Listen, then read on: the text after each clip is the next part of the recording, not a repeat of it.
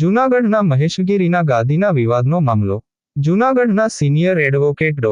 હેમાબેન શુક્લ અને મહંત શિવગીરીની સંયુક્ત પત્રકાર પરિષદ. ભૂતનાથ મંદિરની જગ્યા બાબતે મોટા ખુલાસો. બંધ કવરમાં રહેલા ડોક્યુમેન્ટ જાહેરમાં ખોલવામાં આવ્યો.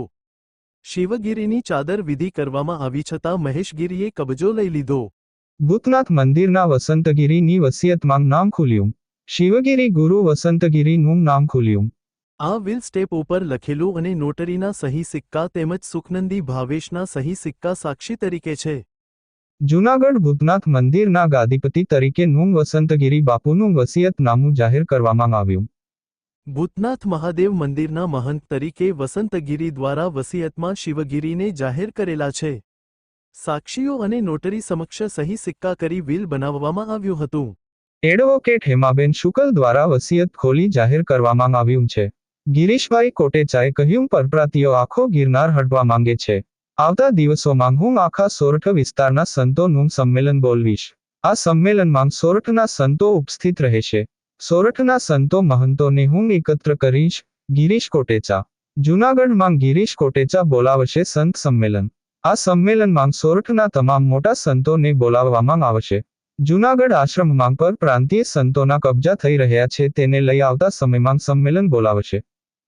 એરપોર્ટમાં પહોંચી જાઉં 7 વાગ્યા લગી ત્યાં જઈને પહોંચ્યા મળ્યું, ત્યાં કોઈ હતું જ નહીં. ત્યાં કોઈ કોલ ના ઉપાડ્યો, બધાના ફોન સ્વિચ ઓફ આવ્યા. પછી એમને વાયા ખબર પડી કે આ લોકો જે છે એ ફરાર થઈ ગયા છે બધાને પેમેન્ટ લઈને. એનો કોઈ પતો નથી. અંદાજે છેતરપિંડી ગણી તો 2.5-3 કરોડ આસપાસ છેતરપિંડી છે, કેમ કે એડવાન્સ બુકિંગ પણ એટલા બધા ના હતા.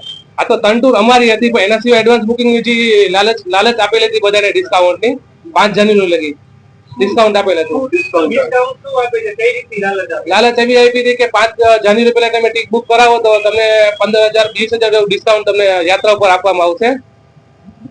આવી રીતે કેટલા લોકો બુકિંગ કરાવ્યું છે ડિસ્કાઉન્ટ? એને કોઈ આઈડિયા નથી, કેમ કે અમારી જે ટૂરમાં આવ્યા હતા એમને આઈડિયા પડ્યો કે આટલા લોકો છે, પણ જે એડવાન્સ બુકિંગ વાળા હતા, કેમ કે ઉમરાનું પેકેજ 4-3 મહિના અગાઉ બુકિંગ થતું હોય છે, ઇન્સ્ટન્ટ હોતું નથી.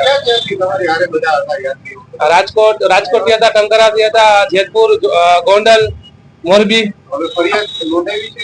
બી ડિવિઝન માં ફરિયાદ નોંધાવેલ છે. આ પેકેજ કેટલાનું હતું ને ડિસ્કાઉન્ટ કેટલાનું હતું? મૂળ રકમ કેટલી હોય છે ને ડિસ્કાઉન્ટ? અમે જે કરાવ્યું તમે તો ફૂલ પેકેજ માં જ કરાવ્યું, તો આમાં કોઈ ડિસ્કાઉન્ટ નહોતું. પણ આ લોકોને ભાગવાનો પ્લાન એવો છે, 4 જાન્યુઆરી બધું સ્કેમ નો પ્લાન હશે, તો તે માટે 4 જાન્યુઆરી એન્ડ આપીને ત્યાં નવી સ્કીમ બહાર પાડેલ. ત્યારે આ પેકેજ જે થતું હોય છે કેટલા રૂપિયાનું? આ પેકેજ અલગ અલગ પ્રાઇસ માં છે. 60,000 થી લઈને 1,30,000 લગીનો આમાં બધા ઇન્ક્લુડ હતા. 200 જણામાંથી ઘણાને કોઈ 2 કન્ટ્રી હતી, ઘણાને 1 કન્ટ્રી ખાલી સાઉદી અરેબિયા હતું, મક્કા મદીના. Okay.